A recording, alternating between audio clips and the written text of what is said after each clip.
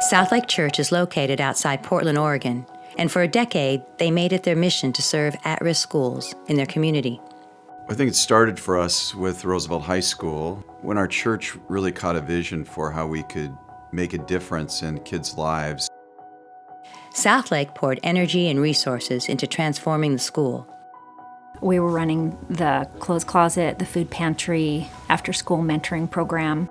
Countless kids benefited from Southlake's work, but after 10 years at Roosevelt, the church thought they could do more.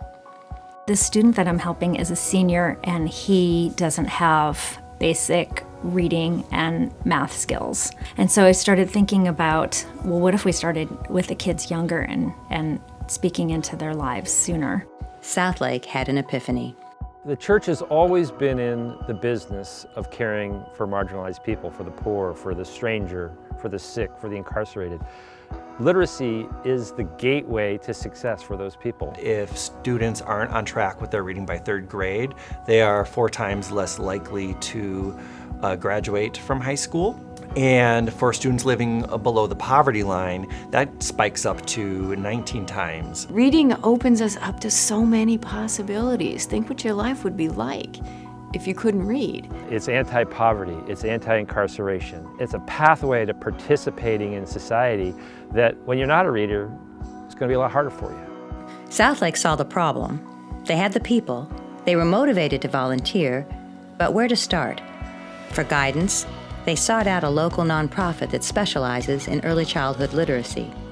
SMART is a statewide not-for-profit supporting our state's youngest students as they begin to learn to read. The program is founded on 2 key pieces to successful early literacy: access to books and shared reading time. So we're pairing adults for weekly reading sessions, and we're giving kids new books to take home and keep.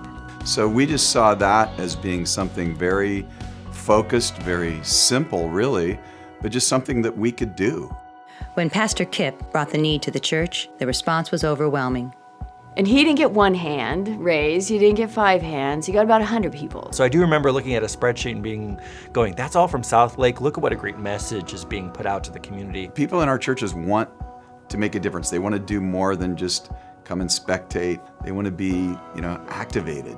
Dozens volunteered, and a wave of joy was released to several local schools and to the lives of Southlake's volunteer corps.